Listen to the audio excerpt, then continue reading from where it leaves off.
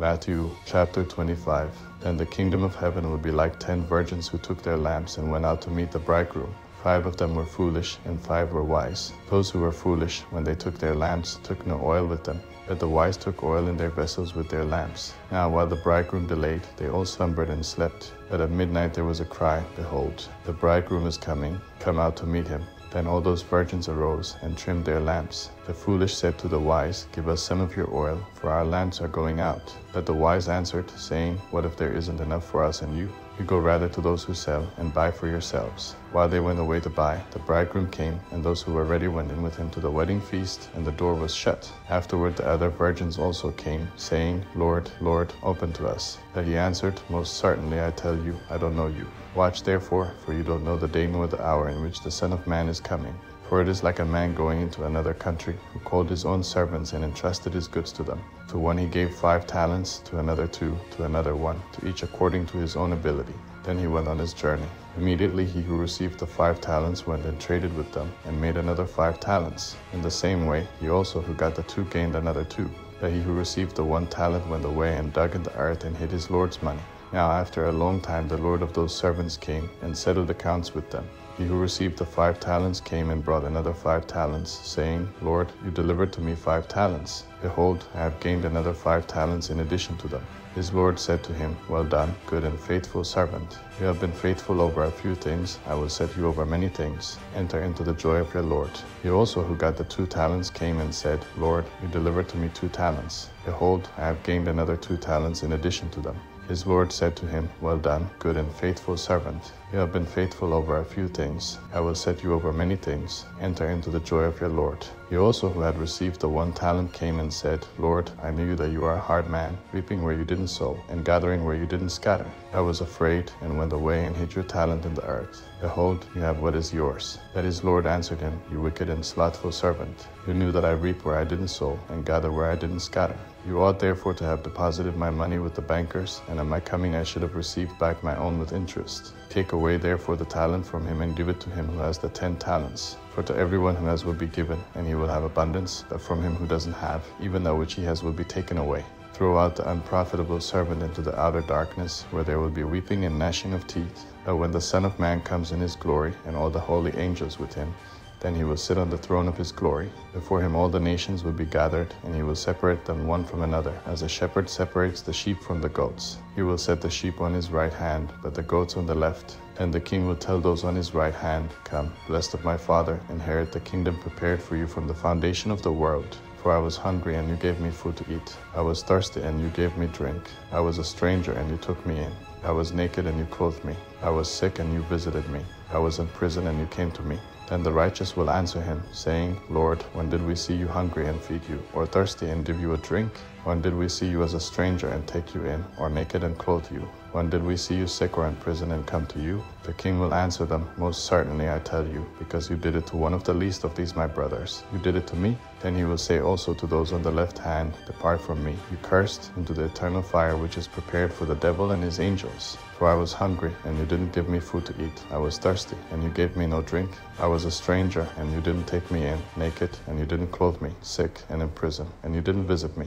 Then they will also answer, saying, Lord, when did we see you hungry, or thirsty, or a stranger, or naked, or sick, or in prison, and didn't help you? Then he will answer them, saying, Most certainly I tell you, because you didn't do it to one of the least of these, you didn't do it to me. These will go away into eternal punishment, but the righteous into eternal life. Chapter 26. When Jesus had finished all these words, he said to his disciples, You know that after 2 days the Passover is coming, and the Son of Man will be delivered up to be crucified. Then the chief priests, the scribes, and the elders of the people were gathered together in the court of the high priest, who was called Caiaphas. They took counsel together that they might take Jesus by deceit and kill him. But they said, Not during the feast, lest a riot occur among the people. Now when Jesus was in Bethany, in the house of Simon the leper, a woman came to him having an alabaster jar of very expensive ointment, and she poured it on his head as he sat at the table. But when his disciples saw this, they were indignant, saying, Why this waste? For this ointment might have been sold for much and given to the poor. However, knowing this, Jesus said to them, Why do you trouble the woman? She has done a good work for me. For you always have the poor with you, but you don't always have me. For in pouring this ointment on my body, she did it to prepare me for burial. Most certainly I tell you, wherever this good news is preached in the whole world, what this woman has done will also be spoken of as a memorial of her. Then one of the 12, who was called Judas Iscariot, went to the chief priests and said, "What are you willing to give me if I deliver him to you?" So they weighed out for him 30 pieces of silver. From that time he sought opportunity to betray him. Now on the first day of unleavened bread, the disciples came to Jesus, saying to him, "Or do you want us to prepare for you to eat the Passover?" He said, "Go into the city to a certain person and tell him, 'The teacher says, my time is at hand. I will keep the Passover at your house with my disciples.'" The disciples did as Jesus commanded them, and they prepared the Passover. Now when evening had come, he was reclining at the table with the 12 disciples. As they were eating, he said, "Most certainly I tell you that one of you will betray me." They were exceedingly sorrowful, and each began to ask him, "It isn't me, is it, Lord?" He answered, "He who dipped his hand with me in the dish will betray me. The Son of Man goes even as it is written of him, but woe to that man through whom the Son of Man is betrayed. It would be better for that man if he had not been born." Judas, who betrayed him, answered, "It isn't me, is it, Rabbi?" He said to him, "You said it." As they were eating, Jesus took bread, gave thanks for it, and broke it. He gave to the disciples and said, "Take, eat, this is my body." He took the cup, gave thanks, and gave to them, saying, "All of you drink it. For this is my blood of the new covenant, which is poured out for many for the remission of sins. But I tell you that I will not drink of this fruit of the vine from now on, until that day when I drink it anew with you in my Father's kingdom." When they had sent him, they went out to the Mount of Olives. Then Jesus said to them, "All of you will be made to stumble because of me tonight, for it is written, 'I will strike the shepherd, and the sheep of the flock will be scattered.' But after I am raised up, I will go before you into Galilee." But Peter answered him, "Even if all will be made to stumble because of you, I will never be made to stumble." Jesus said to him, "Most certainly I tell you that tonight, before the rooster crows, you will deny me 3 times. Peter said to him, "Even if I must die with you, I will not deny you." All of the disciples also said likewise. And Jesus came with them to a place called Gethsemane, and said to his disciples, "Sit here, while I go there and pray." He took with him Peter and the 2 sons of Zebedee, and began to be sorrowful and severely troubled. Then he said to them, "My soul is exceedingly sorrowful, even to death. Stay here and watch with me." He went forward a little, fell on his face, and prayed, saying, "My Father, if it is possible, let this cup pass away from me. Nevertheless, not what I desire, but what you desire." He came to the disciples and found them sleeping, and said to Peter, "What, couldn't you watch with me for 1 hour? Watch and pray that you don't enter into temptation. The spirit indeed is willing, but the flesh is weak." Again, a second time he went away and prayed, saying, "My Father, if this cup can't pass away from me unless I drink it, your desire be done." He came again and found them sleeping, for their eyes were heavy. He left them again, went away, and prayed a 3rd time, saying the same words. Then he came to his disciples and said to them, "Are you still sleeping and resting? Behold, the hour is at hand, and the Son of Man is betrayed into the hands of sinners. Arise, let's be going. Behold, he who betrays me is at hand." While he was still speaking, behold, Judas, one of the 12, came, and with him a great multitude with swords and clubs, from the chief priests and elders of the people. Now he who betrayed him had given them a sign, saying, "Whoever I kiss, he is the one. Seize him." Immediately he came to Jesus and said, "Greetings, Rabbi," and kissed him. Jesus said to him, "Friend, why are you here?" Then they came and laid hands on Jesus and took him. Behold, one of those who were with Jesus stretched out his hand and drew his sword, and struck the servant of the high priest, and cut off his ear.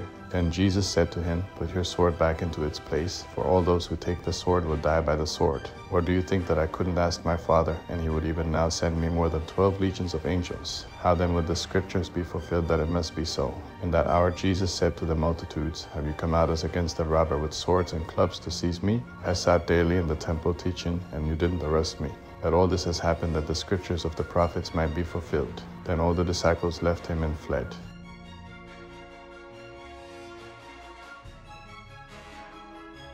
But Peter followed him from a distance to the court of the high priest, and entered in and sat with the officers to see the end. Now the chief priests, the elders, and the whole council sought false testimony against Jesus, that they might put him to death. And they found none.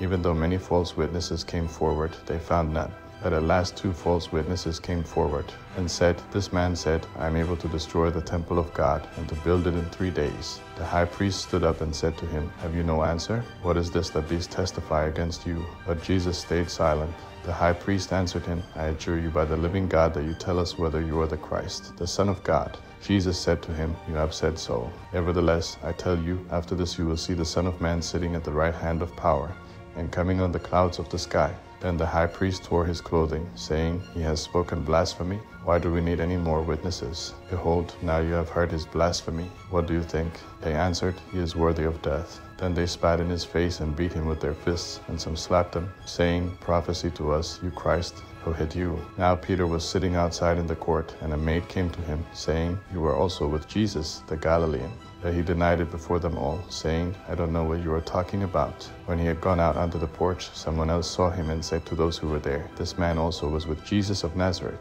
Again he denied it with an oath, I don't know the man. After a little while those who stood by came and said to Peter, Surely you are also one of them, for your speech makes you known. Then he began to curse and to swear, I don't know the man. Immediately the rooster crowed. Peter remembered the word which Jesus had said to him, Before the rooster crows, you will deny me 3 times. Then he went out and wept bitterly.